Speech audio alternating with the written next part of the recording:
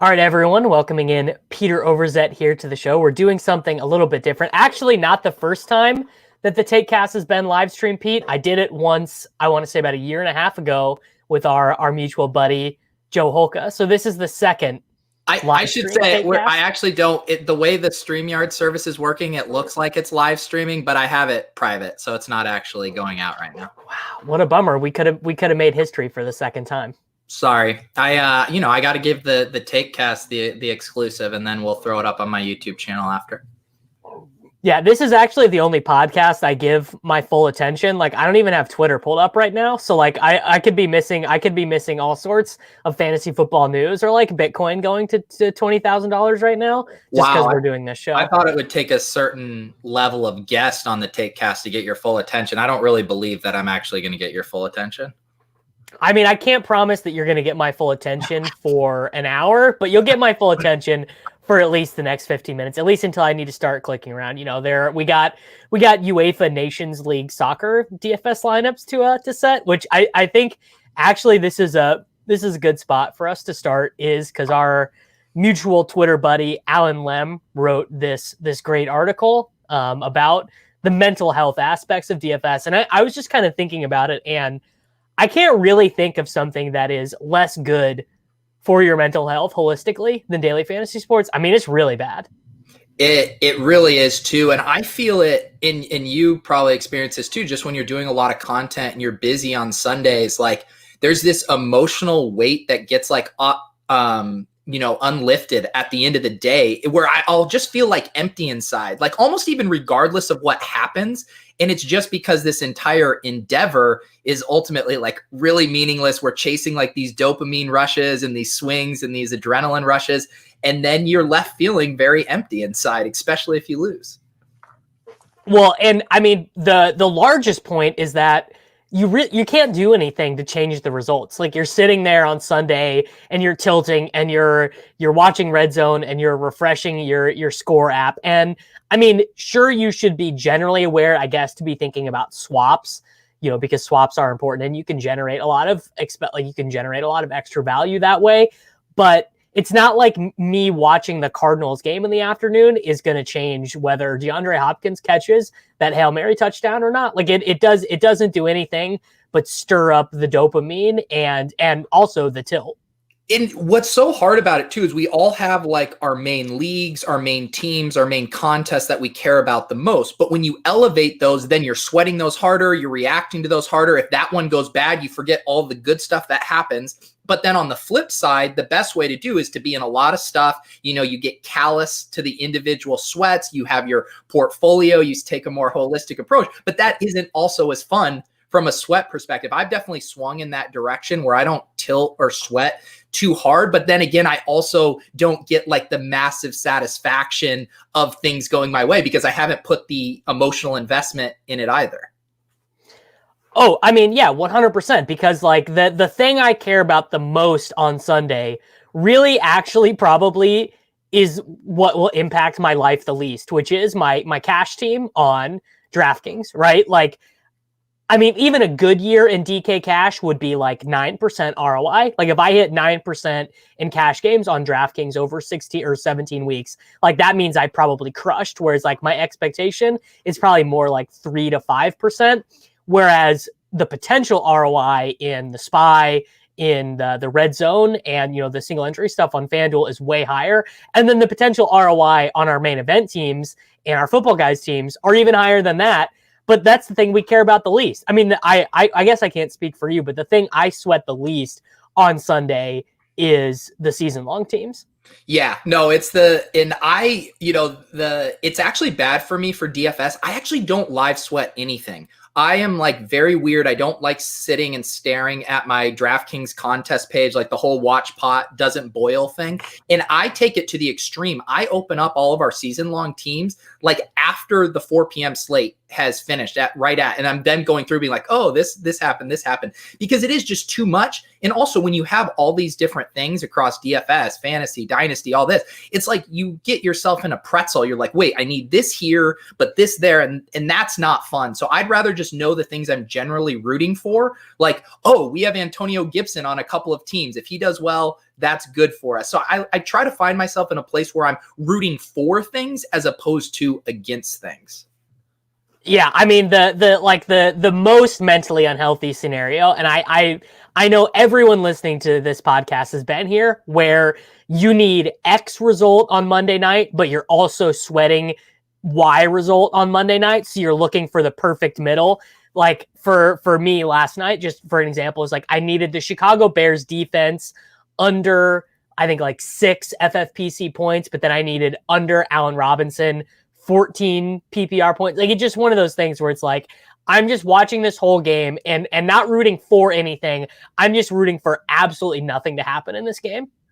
You know what would actually be a cool tool for, now we have all these good developers and stuff in the fantasy space. If someone could run a script that had access to your MFL and FFPC, ESPN leagues, and it spit out a report of what you needed headed into Monday night, like across your thing, it basically gave you a portfolio snapshot of your sweat interests going in. I realize people do this generally on their own, but someone who doesn't, it'd be nice to know those things all laid out. Oh, I mean, I would pay for that. I would pay. Yeah. Football guys, 4 for 4, any of you guys out there, if you're looking to extract $9.99 from me, I would pay for a live, basically just a live scoreboard of every league that I'm in. And I know that this functionality already kind of exists, but I wish that there was a better way to sweat best ball. Like it's kind of confusing to like go through all of your underdog stuff. I know you are an investor at Underdog, obviously, but it is kind of just like a general hassle to sweat your best ball teams, which legally we're not even allowed to talk about. We are legally not allowed to talk to it. This conversation is off the record. If any FBI operatives are listening, but yeah, I agree. It would be cool. Like, basically what you're trying to know is, what I want to know is like, which teams have their outlooks meaningfully changed like over the course of a week relative to the entire season. So maybe it's like you get an alert when a team jumps more than 2 places in the standings, or you get an alert when one of your teams is now in the top 3 of your league, or something like that, to let you know these are the teams that are trending nice. These are the teams that are trending down because of injuries or whatever. Just so you can kind of mentally move on from the teams. 100%. I mean, that, like, it would be nice to know that, like, I would even just like an indicator of like, you drafted Cortland Sutton on this team, like, stop sweating it. You're not going to win. He tore his ACL. He scored 9 points. You don't need to check in on this one. Like, that would be nice. I mean, I'm sure that is like, there is going to be some kind of like AI assistant stuff in apps that's coming. I mean, I'm sure it's in development right now, but like the way apps are going to exist like 4 or 5 years from now, it's going to be like truly Black Mirror level of intuitive, where you're just going to be able to think it and you're going to be able to get your results.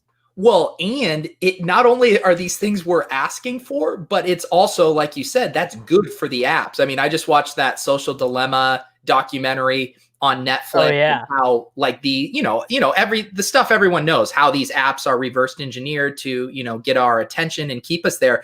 Think about how much we would log into our best ball apps if we were getting like basically stock level notifications on these individual teams. That would be incredible, right? That, like, okay, so that's incredible. Like you have 5 teams out of 150 that are, outperforming their projection this week by 25%. Like, literally, like a stock market alert. I mean, that would be incredible. It'd be amazing. Yeah, and you could segment it out in different things. Like, your team over the past 3 weeks is performing in the top 3 percentile of the entire contest, like you're rolling, which means you're getting hot, or you're underperforming relative to your start. Like, all those things would be, oh man, they could suck us in real good. Yeah, I mean, wow. I hope Nick Rudman, buddy, if you're listening to this, I hope that you are passing this stuff on to the dev team, because this is all stuff that would, I mean, obviously it would engage me more, but that would get me checking the app more. I literally probably have not checked my Underdog teams.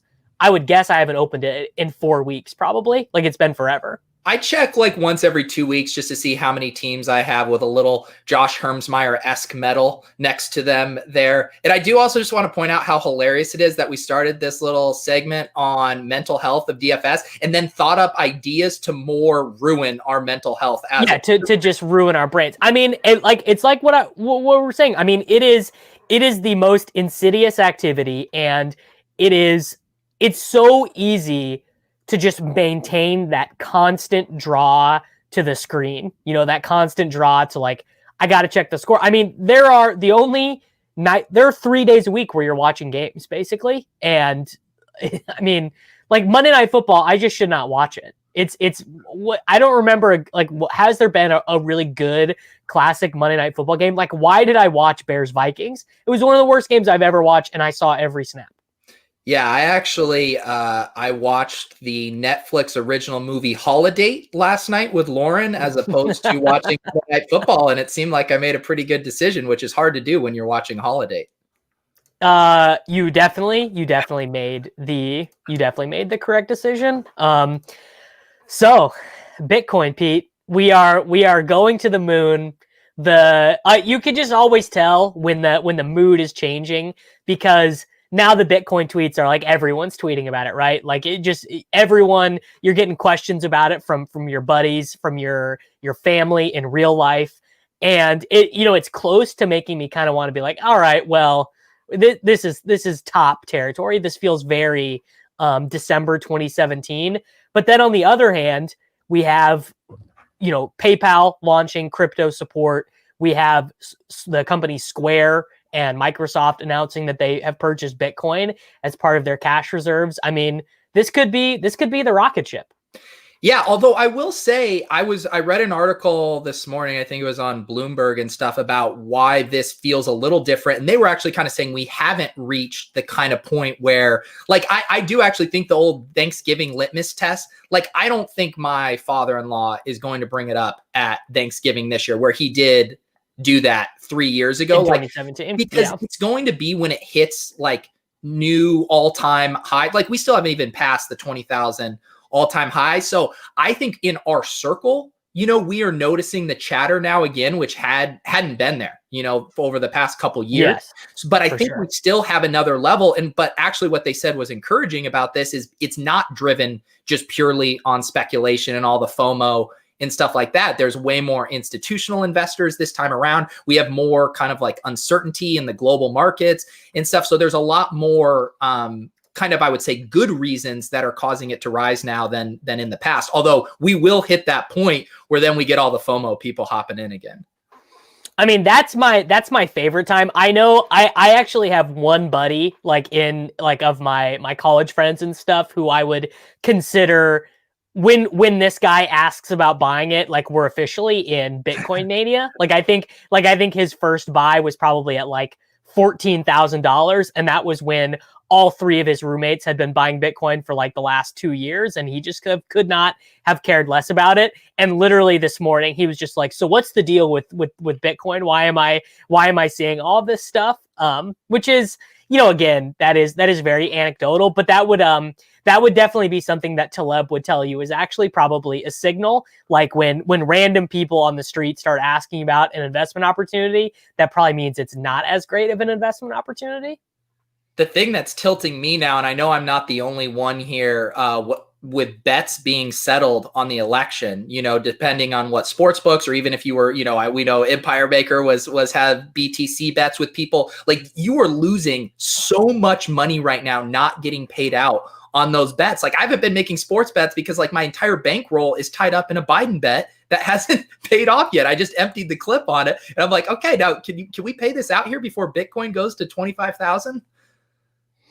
Yeah, I mean, that's actually really interesting because, these Biden bets. I mean, I was sitting there looking at, a couple different opportunities, and I was like, do I want to have this money tied up in escrow or whatever for the next 2 months? Like, and my guess is conservatively in all of these like offshore situations, which is, probably a reason why betting on offshores is, why it's questionable decision making to begin with. I mean, my guess is there is $2 billion worth of Bitcoin just sitting in like fake offshore escrow right now in Biden tickets, probably. Yeah, they're absolutely raking on it right now. And of course they take on the downside risk if Bitcoin plummets as well. But in this particular situation, they're loving it. So what like does Also, Lauren understand? Oh, go ahead. I was just going to say the one thing that we talk about holding up our money in escrow, we also have thousands of dollars tied up in season long, best ball at DFS, and we weren't concerned about tying it up there. Yeah, that's so funny. I mean, even with my teams doing well, I think every high stakes team I have right now is either like is in the playoffs, right? I'm not striking out on any team that I spent significant money on. But I still, even with that, I bet if in August I had just taken every dollar that I put into seasonal fantasy football and I would have just bought Bitcoin instead, I can almost guarantee I'd have more money in my pocket than if I had played fantasy football. For sure. And I'm even thinking about it like, I had a couple of my good GPP hits and I've just left the money on DraftKings, because it's fun to look at. It's fun to do the screen shares and all that. And I'm like, I literally would have made way more money just taking it all out other than what I'm going to play over the next, few weeks. Because the way I play, I'm a nit with my bankroll to where how much I'm going to play the season is pretty much already decided. I could just pull off what I wasn't using and invest it. But I was like, no, I'll have my DraftKings balance. So the reason why I didn't pull money off after I had 2 really nice weeks back to back is because I had just deposited in I think right at the end of August or the beginning of September, and I didn't want to refund my credit card points. Like I wanted to keep the points from depositing, which is like super nitty because you can just email DraftKings and be like, hey, don't refund my credit card and just send this to me on PayPal and they'll do it. But I just was like being lazy. And yeah, I mean that if I would have just immediately gone to Coinbase or to Gemini or whatever and bought, $10,000 worth of Bitcoin and just let it sat there, I mean, that would have been like, that's disgusting. That's like a year's worth of rent that I just cost myself like through literal just like sloth level laziness. Yeah. And I will say my thing with, taking money off and putting a bigger sum into Bitcoin, that's all just hindsight bias stuff. Like one of the things that I've done, we've talked about it on the show from even like 2 years ago, just the dollar weekly cost buys, average, baby. The weekly buy. And you remove, because sure, I could have also taken all my money out and it plummeted $5,000. Like that's well within the range of outcomes. So for me with Bitcoin, I like removing the emotional element of it. I'm not having to take stands. I'm not, it's just, it happens every week and I trust in it long-term. What more do I need to worry about?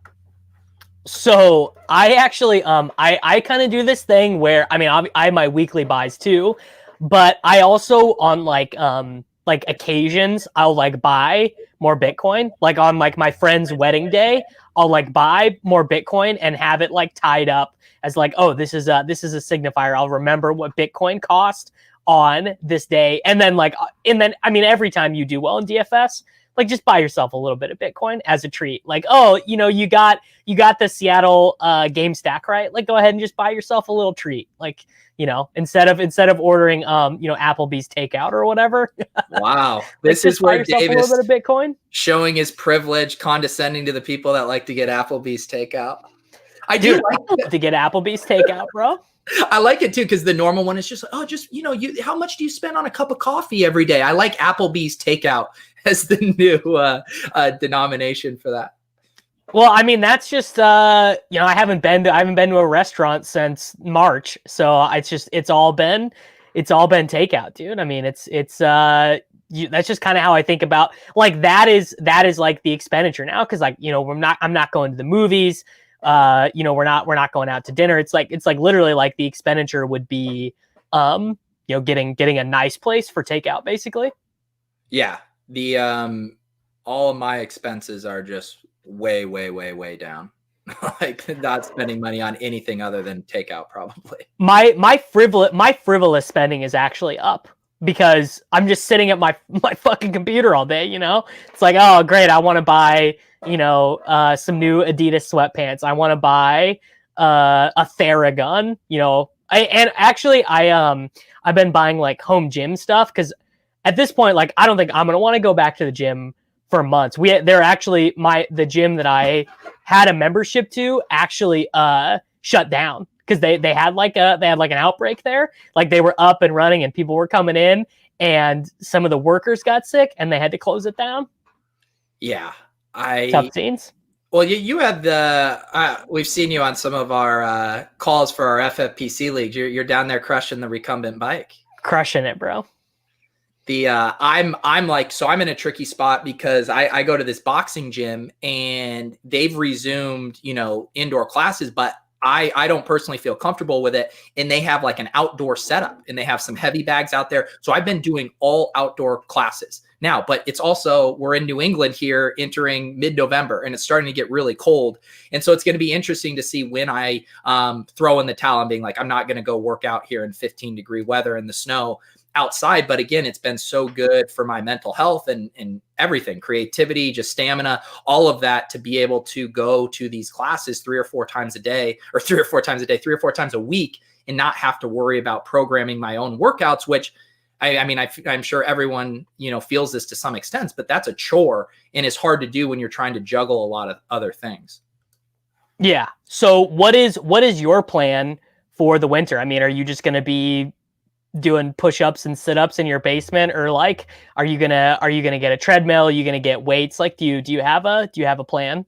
Yeah, we've started putting together, we have like an unfinished basement in our condo and we started putting together like a little workout area with dumbbell set. I want to get a few things. Actually, I want to get a rowing machine.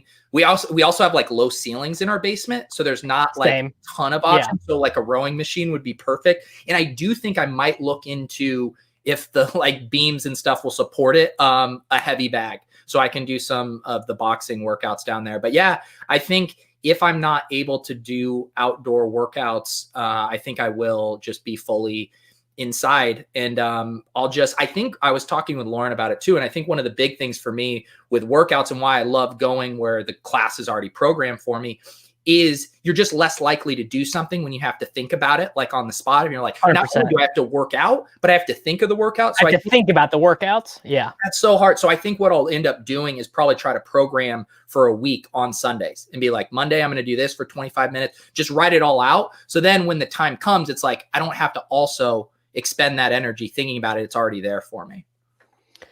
Yeah. So I guess what has worked for me is I have like the Nike training app, and it's actually free. Well, not all the workouts are free, but there are like lots of free workouts, and then it tells you the equipment you need to have, right? So it'll say like, oh, for this you don't need anything, or for this you need a kettlebell, or for this you need a medicine ball.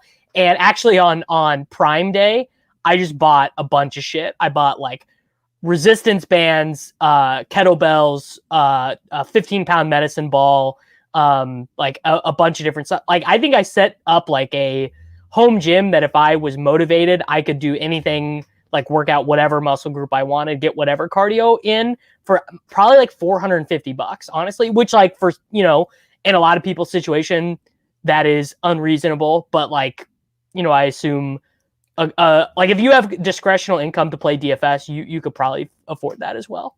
Yeah. And I mean, even you can extend that even further. Like you can Google body weight workouts. And like I've done these too, where you can get a 20-minute, a really good sweat with just a body weight workout too. And obviously you ultimately get a little bored with that if you're doing it all the time. But like you said, even if you just get a few things of equipment, and not that people want to be like buying stuff on Craigslist right now and all that, but you can go get a used kettlebell. Like you can put together, and you only need a few things to be able to get a really good workout. I mean, if you had a resistance band, a kettlebell, like even just those two things, you could get an insane workout in.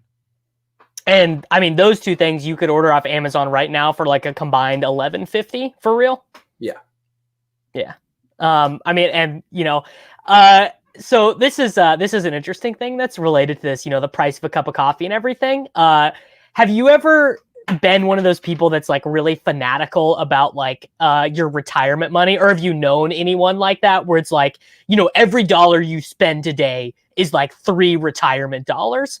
which there are a lot of those people in the Bitcoin world, which is kind of what got me thinking about that. And it actually is insanely disheartening to think about your life like that. It robs you of a lot of current life joy to think about things that way.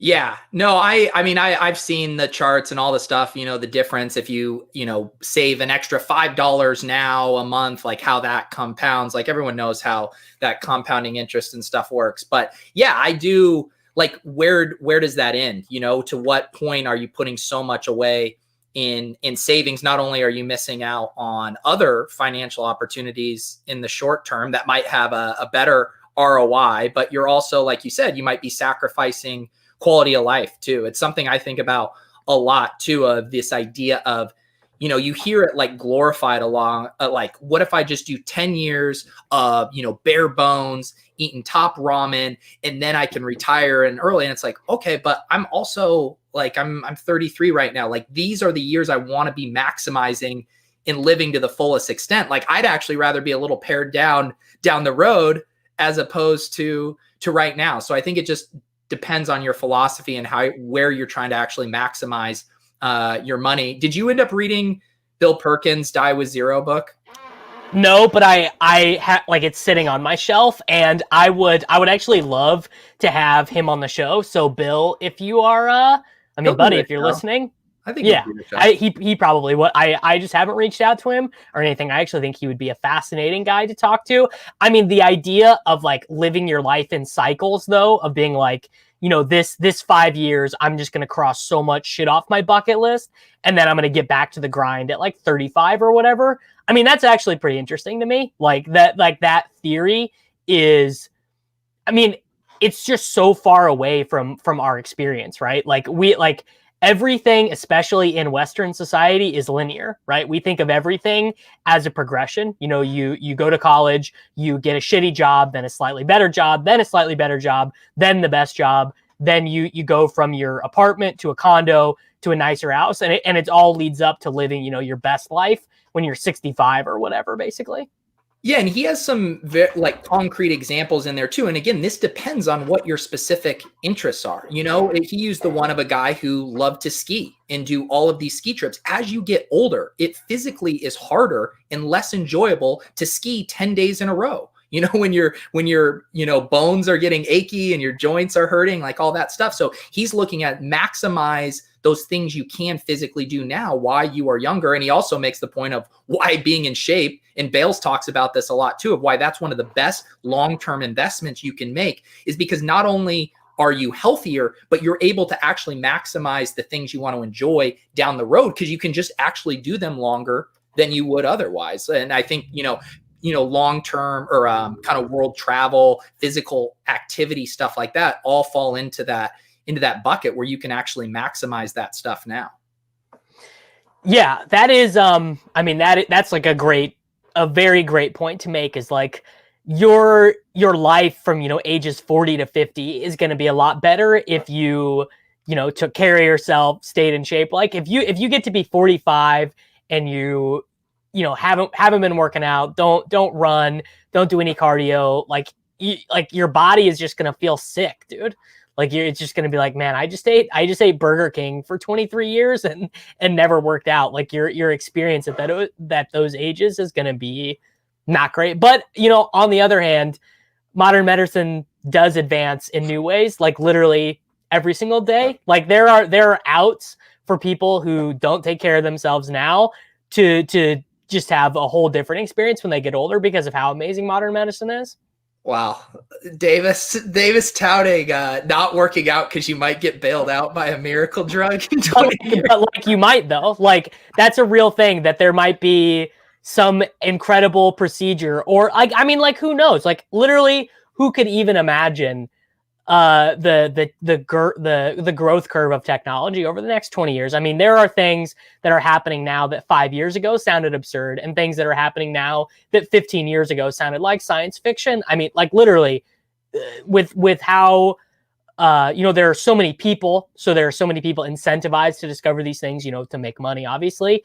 And we have an incredible amount of technology. There's an incredible amount of resources being dedicated to this stuff because obviously, the richest people on earth, what do you actually want? You want to live forever. So there are billions of dollars being poured into ways to make the human life expectancy longer and more enjoyable. Yeah, and buying bunkers in New Zealand as well. Is that a thing? Oh yeah, that's like the Silicon Valley like tech billionaire thing. Is they're all buying up properties and bunkers in New Zealand. I mean, that's interesting to me. I would sign up. I would sign up for a New Zealand bunker. I mean, just the rich privilege of just hanging out in basically. Well, I guess the New Zealand's not tropical, but just like one of the most beautiful places on earth, and never being bothered and living off the land, but like having Wi-Fi at the same time. It sounds pretty great. Yeah, we should try it, but like in our own way, where we just, all we can afford is just like this 400 by 400 like studio apartment. But just in case, we'll have our New Zealand place to escape to. Well, yeah, I mean that's what it's all about. I mean, I kind of vacillate between like I only want to be plugged in. I want to have a 5G iPhone and Red Zone on my phone and the Chiefs game on the TV, and then like also at the same time, like, man, a cabin in Montana where you have to drive 20 miles to the grocery store to go get supplies, like, also sounds great. And that's kind of the pull of modern living. Like it's exhausting and like emotionally crippling to be so plugged in, but like the thought of being away from the internet and from screens is like also crippling in itself. Like I can't even imagine. Yeah, and I think over this COVID period too, I've found myself wanting to get out of the city more and more. Like right now we live like 15, 20 minutes out of Boston, but we're still in a very like densely populated area. And anytime we like go on drives like through the country, or I see friends back home in Colorado, or I have friends that live in Montana, and I'm just like, man, the whole appeal of living in a city is being able to use the city, use the public transportation. When that stuff is all off the table, the appeal evaporates like very quickly. So it's something I think about a lot, because and also with all of us working remote too, like there really is no appeal to living in a densely populated city right now, unless I'm missing it. I say that as a married man. I can imagine there's some singles out there that appreciate the dating scene in the big city more so than if they lived in Podunk City, USA, but not at my stage in life. Man, dating in the age of the coronavirus. I feel very blessed, obviously, to be in a long-term committed relationship for a lot of reasons, but I cannot imagine just the utter brutality of dating right now. It would just have to be so terrible. Yeah, I can't even imagine. I have a buddy who he's in California, and he was on, doing all the dating app stuff, and he's just been in hibernation. Like he hasn't even been trying. He's just like, I'm not even gonna mess with it right now. And he lives in a small city to begin with, and then you throw in COVID and all of that, and I think it's incredibly demoralizing and discouraging. Yeah, I mean it would have to be, and it's just like, I don't know, and then you would feel like, we got to go do something. It's not like this person can just come over to my house, right? Because that's strange. And then what do? I guess you go get coffee outdoors, but now it's like 37 degrees everywhere in the United States. So you're just, oh, dude, well, that's like giving me anxiety just thinking about it.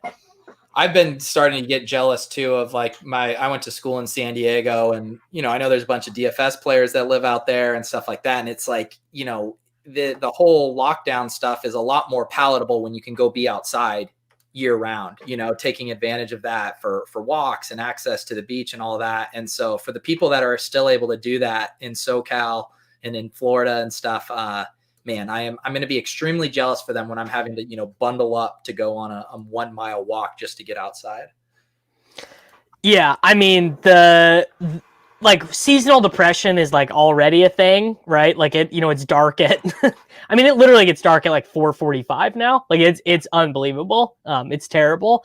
But I mean, just the concept of being stuck inside for this entire winter. I mean, it like to even really think about the fact that like you're not going to go anywhere or see anyone that you love for like the next 3 months. It's like, like you almost can't even think about it. Like you really do just have to take it day by day because it is so like it's so extremely overwhelming.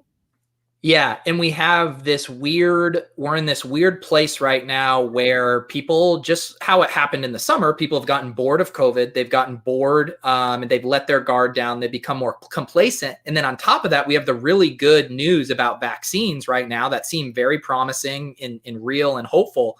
But I think that also is going to contribute to a level of complacency as well, of like, I have this get out of jail free card coming in the spring. Like, we're fine. Like, and so I do worry about these next few months in the winter. I think it's going to be, if these early numbers are any indication over the past couple of weeks, it's going to be very, very bad. Oh, it is gonna get brutal, dude. I think. I mean, we've already seen, world record numbers of cases, and it's not just in the United States anymore either, right? Like it's everywhere. And I mean, I guess if we wanted to be a little bit positive, one thing we are seeing is like treatments are getting much more effective. Like, for young people, it's getting figured out. And even the mortality rate on older folks who is getting it is a little bit better. But, now the problem we're looking at is, and I don't know where it's like where you're at, but here in Missouri, hospitals are like shutting down voluntary procedures and stuff again. Like it's getting to the point where, the ICUs and everything are starting to get overflowing, which is, terrifying, obviously. Right. And that's the rub with all of this stuff, right? Is it all comes down to what can the hospitals and like the healthcare infrastructure handle, because I think ultimately we would be fine if it's all spread out and they're able to, take care of everyone who comes in with it. But that's, I think, the real concern is that overflowing that we saw early on. And it seems like we're headed there rapidly right now. Yeah. All right. I want to go back. I want to go back to Bitcoin because I want to get your thoughts on this because this is what I want to ask everyone. Are you getting the question of like, is it too late? Like, have people asked you that yet? Like, oh, it's $17,000, that's $18,000. Do you think it is too late to buy Bitcoin right now? I absolutely do not think it's too late to buy Bitcoin. I think it's too late to take a heavy position trying to buy the dip, right? Like that's what you don't want to do. But I think the idea of, starting to invest in Bitcoin, of saying like, hey, I now, you have to really interrogate your own reason. Am I just wanting to buy this because the price going through the moon and I'm trying to, capture this in the short term? I mean, I would say do your research, actually sell yourself on the idea of Bitcoin long term, and then you'll want to invest in it intrinsically regardless of the price. And if it just in the same way, if Bitcoin plummets $10,000 over the next day, my weekly buy will still trigger on Monday. Like nothing truly changes. So I think that would be the thing I would say. And no, I don't think it's too late to buy, because you're buying into something that is a hedge against inflation. And it seems like that is also something that we are going to continue to see more and more over the coming months and years. And I do think that's kind of the weird thing about Bitcoin, right? Is where the true like bull, like moon case for Bitcoin is like the US dollar and a lot of fiat has just completely tanked. Yeah, I mean the 99th percentile for Bitcoin is that honestly, it's like World War Bitcoin dystopia. You can't transact in US dollars or Canadian dollars or whatever. You have to send other people Bitcoins in order to, secure land or property or whatever. Like that, that's the Bitcoin dystopia that our buddies Aaron Lammer and Jay Kang talked about on the now defunct Coin Talk show. But like even like I mean, if you want to say like the 70th percentile outcome for Bitcoin is a deadly global pandemic that causes world governments to infinitely print more money, and only a small subset of the population is even buying Bitcoin. Yeah. And to answer your first question, like if you have people asking you, is it now too late to buy Bitcoin? I think you can rephrase it. Like, say you didn't have the means to contribute to a 401k or a savings account, but now you do. And they said, is it too late to start saving money for my retirement? No one would ever say it's too late. And that's how I think about it with Bitcoin. I think you do really have to detach yourself from the price of Bitcoin right now and just think of it as a long-term value asset that you want to accrue. Yeah. I guess we should talk a little bit of fantasy football, right? Since it basically looks like this is going to be the year for zero running back. I don't know if we'll see another year this decade, right? From now until 2030. I don't know if we'll see another year that has been this good for zero running back and the tenets behind that draft strategy. Yeah, we're going to talk about zero RB and robust RB for 4 minutes so Davis can do an all caps title. Robust RB is dead. Long live Bitcoin. No, dude, the SEO is all in Bitcoin right now. Yeah, Bitcoin will definitely be in the title. Bitcoin. Yeah, man, it has been a great year for, and you mentioned it, like Pat and I are having, we've played in FFPC leagues now for 4 or 5 seasons together where we've done kind of content about it. And this is by far our best year. Multiple teams in the top 200 football guys, and one of our main event teams is in the top 250, I believe. And yeah, just the simple thing of hammering those wide receivers in those premium rounds, 3 through 5 ended up just being the dominant strategy for this year. And that's with taking big hits at losing tight ends early, losing wide receivers. And I do also think the other thing that happened, and I forget who I was listening to. I think Pat was hopped on the podcast with Sean Siegel and Column. And the other thing that zero RB and modified zero RB allowed you to do this year was prioritize a ceiling quarterback in round 6 through 8. And we ended up with a ton of Kyler, a ton of Dak. That didn't work out, but a ton of Watson. Well, it did, but it just ran bad. It did. It ran bad. But that was another thing from a construction standpoint where it's going to be hard to, I think, take down one of these tournaments if you don't have a Kyler or Russ on your team, or Mahomes, obviously, but he wasn't in that same price range. Yeah, I mean, I would be shocked to see like a Kirk Cousins led team. Though I want to be on the record here as saying I think that Jameis Winston could really shake things up. I really do, because you have Jameis throwing to Manny Sanders, Traquan Smith, Jared Cook, Michael Thomas, Alvin Kamara. And again, my guess would be the Saints are not going to run the Drew Brees offense with Jameis, right? Like they got to let him rip it and grip it, right? I mean, yeah, he's not going to be throwing 7-yard screens. And the thing too about Jameis is Brees, it sounds like he said he's going to miss at least 2 to 3 weeks. I mean, I know you wrote about it.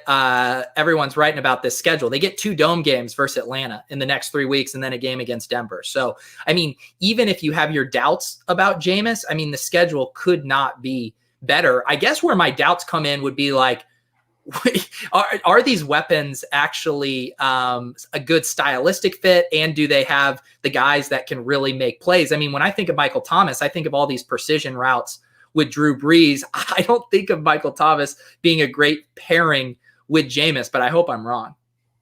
Well, this is Michael Thomas's chance to get rid of the nickname Slant Boy, right? He's not going to be Slant Boy. Like, are we going to see Michael Thomas with like 12.5 ADOT? I mean, maybe. Like, that would be amazing. And also, I mean, Godwin played in the slot with Jameis and had a lower ADOT than Mike Evans, and was like, Mike Evans was the better stylistic fit, but Godwin still did pretty well in that role. Like I think Jameis, like, he's not in that tier, but I think that it would be possible for him to get in that Josh Allen, Kyler Murray, Dak Prescott, Patrick Mahomes tier of fantasy quarterbacks the rest of the way. I don't think that it's like the most likely outcome, but he is, I think, the first quarterback we've seen on the waiver wire yet this year who could join there, and could swing the balance of a lot of these season-long tournaments. Yeah, no, I do agree with that I think he's one of the more intriguing streamers we've seen pop up. Like we added Tua in a bunch of leagues, and in our league in the FF or in the football guys. And the thing about Tua is their defense is playing so well, and they're playing a very kind of like ball control offense. Whereas we know once Jameis is in the fast track on the dome and these shootout game, like, they're just going to let him rip it, dude. And he's going to be very good for fantasy, I think. So I think it'll be good. And yeah, also to talk about, we're talking about zero RB and all this stuff. I mean, Scott Fish literally just posted the screenshot of the updated league, and we have Anthony Amico friend of the show here, who is up still in, I think he dropped to, what is he in now? I can't even read, but he's still up there with a pure 0 RB team. We got yards per Gretsch there. We got Pat is in 32nd. I'm in 47th with technically a 0 RB team now that it lost Saquon Barkley. Yeah, that it lost Saquon. You're there in the top 150 as well. So I mean, it's been a good year for that construction in a large field tournament. I mean, Scott. Scott basically made the perfect rules for 0 RB because, god damn, like the onesie positions, like if you get those correct, you can absolutely crush. And I have Patrick Mahomes and Kyler Murray. Those guys have scored the first and second most points in the Scott Fish Bowl. Like I looked at this the other day. I have one game through 10 weeks of a running back scoring more than 15 points. And it was Chase Edmonds when he was a backup and he just happened to score a long touchdown. But J.K. Dobbins hasn't had a 20-point game.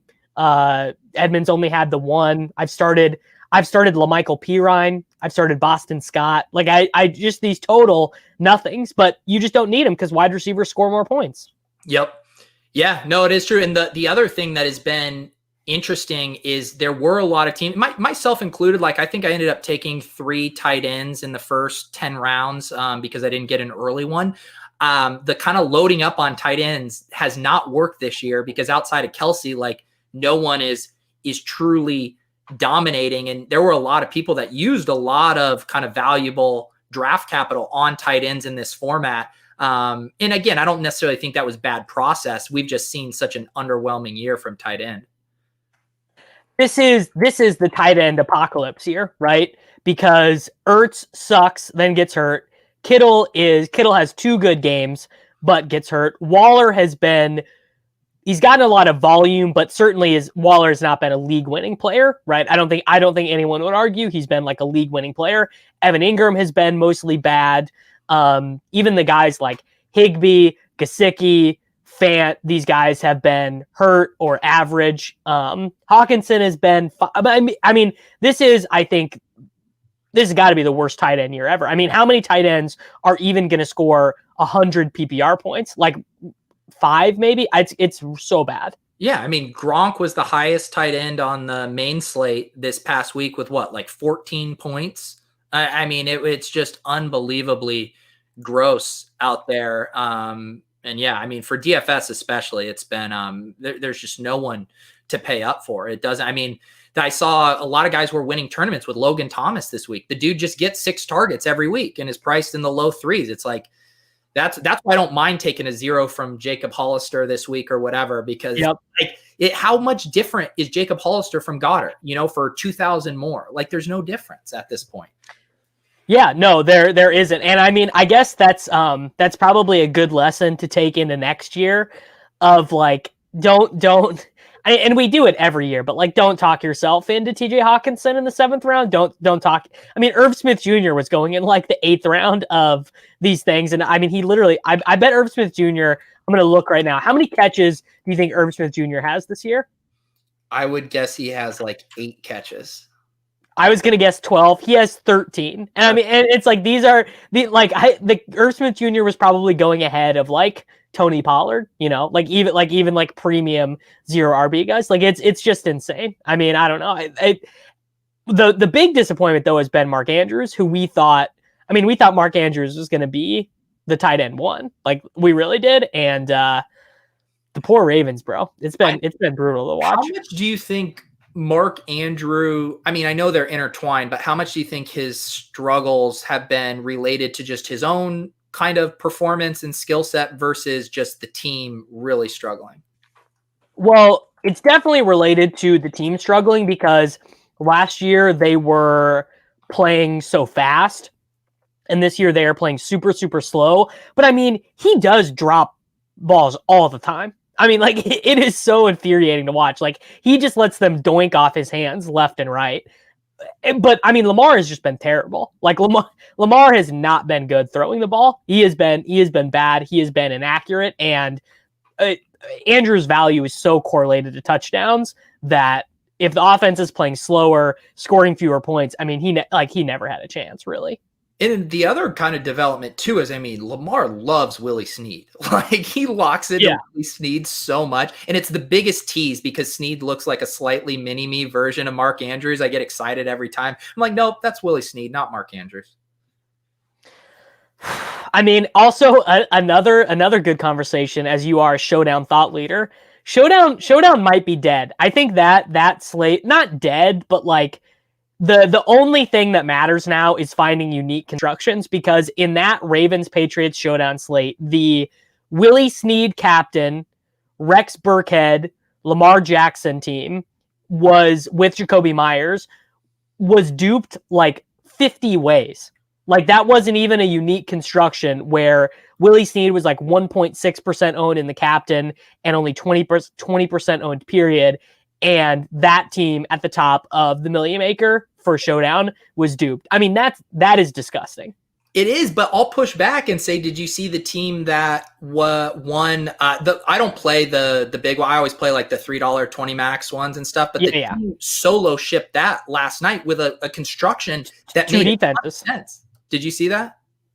Well, I mean, people just don't do the two defenses, right? Like they just are. They're. What's that? It wasn't two defenses. Oh, that was the one that won the Millie Maker, was two defenses. Okay, yeah. So this one that solo shipped first by a couple of points, it was Jefferson captain with Cook and Thielen, and then he played CPAT, Santos, and Bears D. So it was just like the studs for the Vikings with and zero QB. Yeah, and the fact that wasn't duped is kind of nuts to me. Good for $100,000. So I do think there are paths to still getting unique, but that is the name of the game. I'll even plug, like, I know there's certain tools for that, but this guy made his own free site. It's sports-projections.com, and he has a little tool where you can just upload your CSV from a contest and immediately search for dupes. And I do think that is the number one thing to tell if you are playing well, is just checking your dupes in those big contests. What do you do to try and get unduped? What is the Peter Overzet Showdown Thought Leader secret sauce? Well, I haven't been doing well at it lately because I'll still have, teams. I don't have anything egregious normally over like 25 or 30, but I still have like too many that are in that band. I'm just looking at cumulative ownership, and I know that the multiplying ownership is probably better. I haven't found a way to do that easily. But yeah, I'm just pruning and being very aggressive. One thing I think I end up landing on optimal captains a lot and then cycling through the really low owned one-offs. But I think I might try to mix that up a little bit more and try to get more of the contrarian captains, just because I think that's a more logical and easier way to get unique.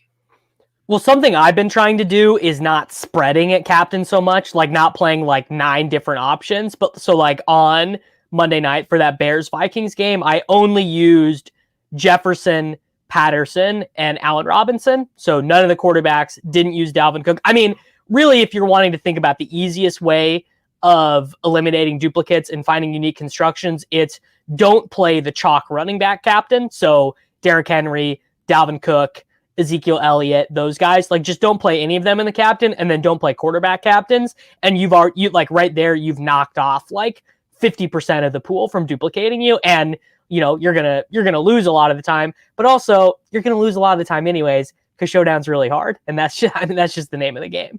Yeah, it is. It is very hard, and I've enjoyed it this season because it's one of those things. Because if you play, say you like me, I just play the 3 island game Showdown contest every week. Like you can get in lots of reps, you can get in lots of data points, you can get familiarity with the same contest over and over. Like I kind of have a good feel for how aggressive I need to be in pruning dupes. So I just think there's value in getting really familiar with a specific contest type and specific contest size. Because that's the other thing I really try to do too, is tailor, my cumulative ownership to the size of the contest. I like playing a lot of these winner take all Showdown contests too at the smaller stakes, just because people are generally jamming like optimal stuff in there, and you can really lap people just getting a little bit off of the optimal. So yeah, I think being very cognizant of contest size in Showdown is huge, because the difference between a 400 person showdown contest in the Yes. 150,000. It's a different game completely.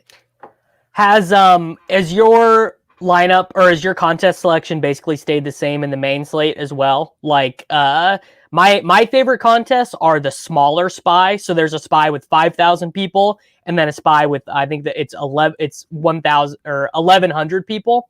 Like that's my favorite one on DraftKings, and then the stiff arm on FanDuel is $75 and it's like 900 to 1,000 people depending on the week, and those are like the ones that I spend the most time thinking about. It's my teams in those every week.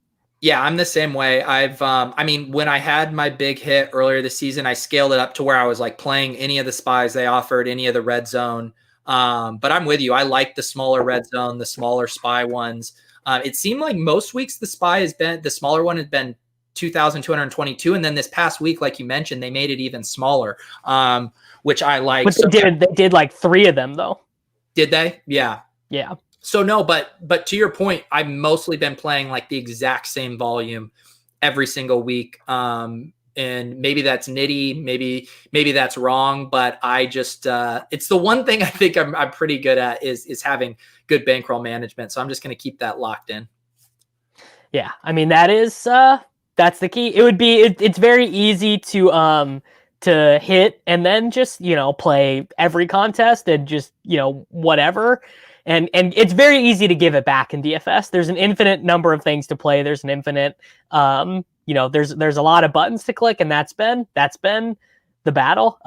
Especially because I haven't withdrawn. I am just so much a nit at heart though. Like it's so hard for me to even try and get like 1% of my account down, because I can't do it because I'm a nit. Yeah. And I don't know, I've enjoyed, playing pretty contrarian this year too. So like, I know that means I might have 7-8 slates in a row where I make very little. So that's the other part of it of like, I want to keep this cushion so I can continue playing. And I've heard the stories of the people who come on your podcast to be like, I've never deposited, I've never had to do that. Like I want to turn over the new leaf here and never have to deposit again on DraftKings. I want the deposit king to be dead. And this is part of it, I think, is having really good bankroll management.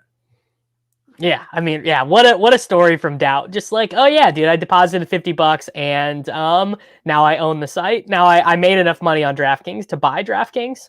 That was a great episode. I wasn't familiar with him until the episode and started following him on Twitter. Seems like a very sharp dude. Okay, last thing. Have you watched any of Polk versus Negreanu? Just like I watched a decent amount of the first live studio one. The live session? Yeah, the live was the best. Yeah, where everyone was mad that they were all chummy. Yeah. It's so funny too that people want it's like people talk so much shit on the internet and it's fun. We all do it. And yet everyone in person is generally going to be cordial. Like all of these assholes on Twitter do not have the stones to actually, they're like, why aren't they like fighting like they do on Twitter? It's like, it's so much easier to chirp on Twitter. Like they're not going to be, on TV and wanting to strangle each other. Like, I don't know what people were hoping for there. I mean, that's like literally they wanted Polk to be like, Daniel, you suck. I can't believe you did that. Like, what a noob play. You're an idiot. Like, that's literally what they wanted. And they didn't get it. I mean, I thought it was refreshing. I don't want to turn on. I don't want to watch 2 hours of poker and have dudes just like be negative and terrible and rude to each other. Like, I want the happiness. I want the kindness. I didn't want them, yelling at each other.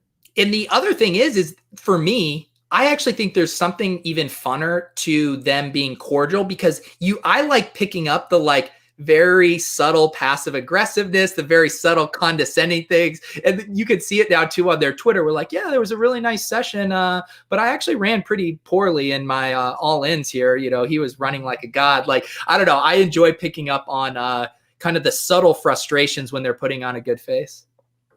Yeah. The internet's reaction to this match has been hilarious because it's so, I mean, we all know that we're results based, right? This is like we all know that we have a very hard time thinking in probabilities. That's just like a very classic, fake. It's honestly at this point, it's like fake sharp to talk about being probabilistic and instead of being results based. But I mean, it is wild. We're like, Negreanu takes 200K off of Polk, and they go, "Oh, the odds were wrong. Negreanu's still good." And then they play online, and Polk gets it all back, right? He has like a 400K session, and they go, "Negreanu should be 20-1. He can't win. He lost it all." No one Negreanu doesn't know how to play, and then Negreanu wins 250K the next session, and they go, "I don't know. Maybe the odds were wrong." And it's just wild to see it vacillate like that.